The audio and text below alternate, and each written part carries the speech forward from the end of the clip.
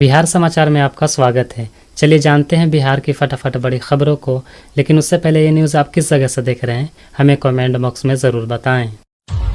नेपाल की तराई और उत्तर बिहार में लगातार हो रही बारिश की वजह से राज्य के 13 जिलों में बाढ़ का खतरा मंडराने लगा है। कोसी में पानी के दबाव को देखते हुए बराज के सभी 56 फाटक खोल दिए गए हैं। नदी में इतना पानी 56 साल बाद आया है। गंडक बराज में 3,39,000 क्यूसेक पानी डिस्चार्ज हो रहा है। 21 साल पहले इतना पानी आया था। बिहार के एक दिवसीय दौरे पर भाजपा के राष्ट्रीय अध्यक्ष जेपी नड्डा पटना पहुंचे। पार्टी के सांसद और विधायकों के साथ उन्होंने करीब 45 मिनट तक प्रदेश कार्यालय में बैठक की। मीटिंग में सदस्यता अभियान को लेकर समीक्षा की गई।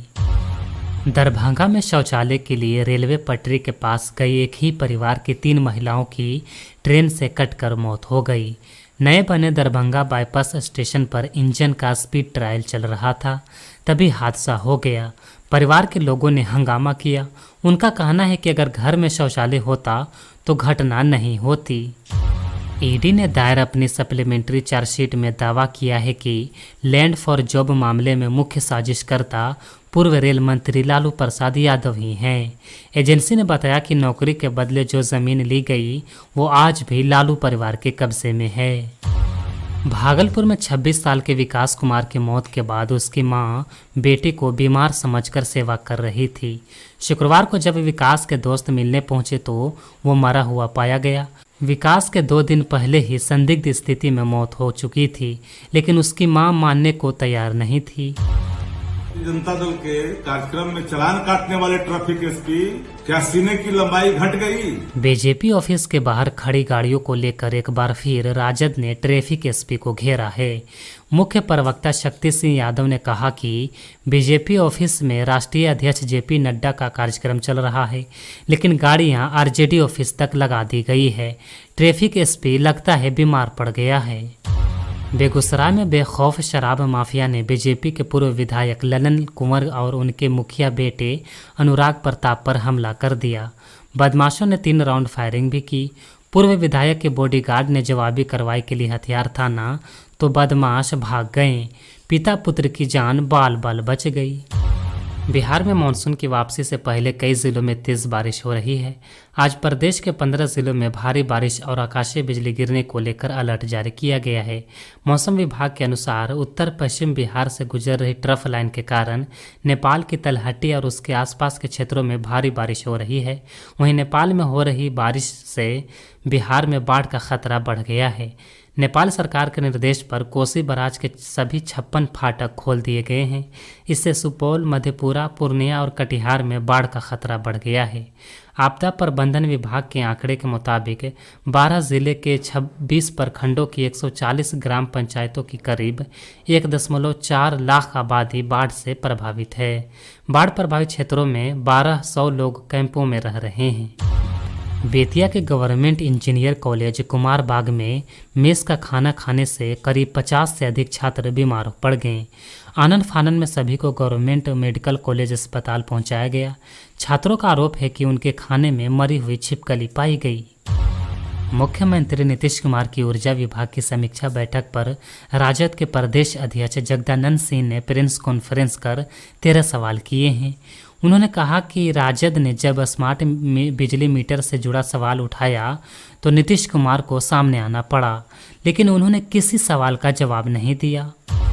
सहरसा और सरायगढ़ के बीच 28 सितंबर से एक स्पेशल ट्रेन शुरू की गई है। यह ट्रेन दीपावली छठ में बढ़ती यात्रियों की संख्या को देखते हुए चलाई जा रही है। बता दें कि यह स्पेशल ट्रेन रविवार और गुरुवार को छोड़कर सप्ताह में 5 दिन चलाई जाएगी और इसमें सहरसा से सरायगढ़ जाने के लिए एसी चेयर कार का किराया 370 तो वहीं इकोनॉमी के एसी का किराया 770 रुपये है।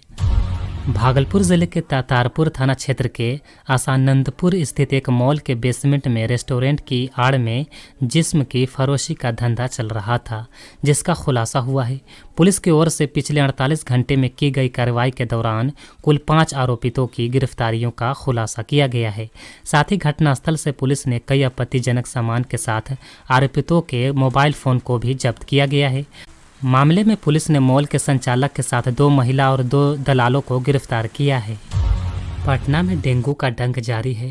बीते 10 दिनों से जिले में 50 से अधिक नए मरीज मिल रहे हैं। इसी क्रम में शुक्रवार को डेंगू के 55 नए मरीज मिले हैं। इनमें सबसे ज्यादा पाटलिपुत्र में 12 मरीज मिले हैं। पटना हाई कोर्ट ने भूमि सर्वेक्षण से जुड़े एक महत्वपूर्ण फैसले में कहा है कि जिस जमीन पर रैयत की जमाबंदी कायम है उस पर बिहार लोक भूमि अतिक्रमण कानून के तहत मुकदमा चलाना कानूनी रूप से गलत है। यह फैसला जस्टिस मोहित कुमार शाह की एकल पीठ ने प्रेमचंद झा की याचिका पर सुनवाई के बाद दिया। मामला मधुबनी जिले के बेनपट्टी प्रखंड के मानपुर गांव से जुड़ा है, जहां अंचल अधिकारी ने जमीन को सरकारी बताते हुए अतिक्रमणवाद चलाने के लिए नोटिस जारी किया था। आवेदक के वकील ने अदालत को बताया कि ये जमीन खतियानी है और सरकार उस पर लगान भी वसूलती है, इसलिए इसे सरकारी जमीन नहीं माना जा सकता है। बिहार के विभिन्न जिलों में हर महीने हजारों लोग कुत्ते के काटने का शिकार हो रहे हैं, जिनमें 50% मामले पालतू कुत्तों के हैं। मुजफ्फरपुर सदर अस्पताल में हर महीने 500 से अधिक लोग पालतू कुत्ते के काटने के बाद एंटी रेबीज वैक्सीन लेने पहुंचते हैं। खासकर कम उम्र के बच्चे पालतू कुत्तों के काटने का शिकार हो रहे हैं, जिससे रेबीज का खतरा बना रहता है। पूर्णिया सांसद पप्पू यादव अपने बयानों से हमेशा सुर्खियों में रहते हैं। गुरुवार को सांसद पप्पू यादव रुपौली प्रखंड में बाढ़ प्रभावित गांवों का दौरा करने के लिए गए हुए थे। इसी दौरान ग्रामीणों ने बताया कि गांव में 4 दिनों से बिजली नहीं है। इतना सुनते ही पप्पू यादव जेई पर भड़क गए। उन्होंने फोन कर कहा कि 4 दिन से लाइन क्यों काटा है। फोन करते ही बिजली आ गई। बिहार में स्मार्ट मीटर को लेकर सियासी घमासान मचा हुआ है। एक तरफ आरजेडी और कांग्रेस ने 2 अक्टूबर से स्मार्ट मीटर के खिलाफ जन आंदोलन का ऐलान किया है, तो वहीं खुद शुक्रवार को सीएम नीतीश कुमार ने ऊर्जा विभाग की बैठक ली, जिसमें उन्होंने जनता से स्मार्ट मीटर को लेकर फैलाई जा रही अफवाहों और भ्रांतियों से दूर रहने की सलाह दी। लेकिन कल दूसरे दिन आरजेडी ने प्रेस कॉन्फ्रेंस कर स्मार्ट मीटर को लेकर नीतीश सरकार से 13 सवाल पूछे हैं। राजद के प्रदेश अध्यक्ष जगानंद सिंह ने प्रेस कॉन्फ्रेंस कर राज्य सरकार पर स्मार्ट मीटर को लेकर विपक्ष के सवालों का जवाब नहीं देने का आरोप लगाया है। उन्होंने कहा कि अगर लूट नहीं हो रही तो स्मार्ट मीटर लगाने की जल्दबाजी में सरकार क्यों है। 15 सितंबर को सीएमडी ने लाठी डंडे के जोर पर स्मार्ट मीटर लगाने की बात क्यों कही। जगदानंद ने कहा कि बिहार का एक भी व्यक्ति स्मार्ट मीटर से संतुष्ट नहीं है, फिर भी जबरदस्ती क्यों लगाया जा रहा है। बागेश्वर धाम सरकार धीरेन्द्र शास्त्री 27 सितंबर की रात बोधगया पहुंच गए। 3 दिनों यानी 28, 29 और 30 सितंबर तक बोधगया के सनबोधि रिसोर्ट में प्रवचन देंगे। धीरेन्द्र शास्त्री के स्वागत में पहले से ही 200 की संख्या में श्रद्धालु पहुंचे थे, जिनके पूर्वजों का पिंडदान भी कराया जाएगा। बोधगया पहुंचने पर बाबा धीरेन्द्र शास्त्री ने हिंदू राष्ट्र की बात करते हुए कहा कि जैसे वक्फ बोर्ड है वैसे ही हिंदू बोर्ड भी होनी चाहिए। ये देश हिंदुओं का है, अगर हालात नहीं सुधरे तो भारत भी बांग्लादेश हो जाएगा। भारत के हिंदुओं के साथ हम अत्याचार नहीं होने देंगे। मुख्यमंत्री नीतीश कुमार बिहार के प्रवासियों की सुरक्षा को लेकर गंभीर हैं। इसके लिए बिहार सरकार के श्रम संसाधन विभाग ने निर्णय लिया है कि प्रवासियों की सुरक्षा के लिए दिल्ली स्थित बिहार भवन और राज्य मुख्यालय के अधिकारी 24 घंटे आपस में संपर्क में रहेंगे। इसके तहत नए पदों का सृजन किया गया है और प्रवासियों के हितों के लिए विशेष सेल का गठन किया जाएगा। इस कदम से रोजी रोटी और उच्च शिक्षा के लिए बाहर जाने वाले बिहारी प्रवासियों की सुरक्षा सुनिश्चित की जा सकेगी। विभागीय अधिकारियों के मुताबिक इस सेल में एक टेलीफोन नंबर रहेगा, जिसे सार्वजनिक किया जाएगा ताकि सेल तक पहुंची शिकायतें मिलते ही उनका निपटारा किया जा सके। राज्य में 50 लाख स्मार्ट मीटर लगने के बाद शिकायतों की संख्या में बढ़ोतरी हो रही है। बिजली कंपनी के हेल्पलाइन नंबर 1912 पर रोज औसतन 35,000 शिकायतें आ रही है। इसमें सबसे अधिक 10 से 12,000 शिकायतें स्मार्ट प्रीपेड मीटर से जुड़ी होती है।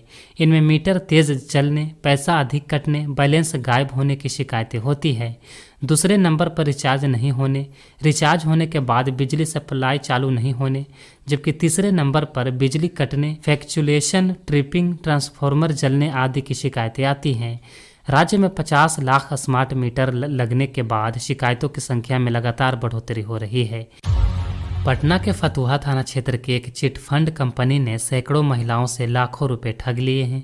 राजेंद्र प्रसाद ने, जो खुद को स्वतंत्र इंडिया लेबर पार्टी राष्ट्रीय उपाध्यक्ष बताते थे, ओम साई रिटेलर एस्टेट नाम से एक फर्जी कंपनी खोली थी।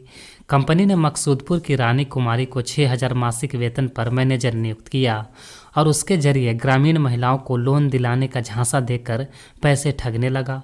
महिलाओं से 10,000 से 1 लाख रुपए तक सदस्यता के लिए गए और उन्हें 10 लाख का लोन देने का वादा किया गया।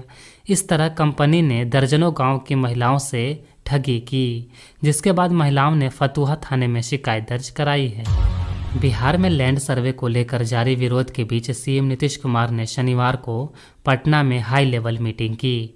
बैठक में मुख्यमंत्री ने डॉक्यूमेंट जमा करने के लिए और समय देने का निर्देश दिया है। सीएम ने कहा कि बिहार विशेष सर्वेक्षण एवं बंदोबस्त कार्य को समय पर पूरा किया जाए। इस दौरान रैयतधारी को किसी प्रकार की कठिनाई नहीं होनी चाहिए।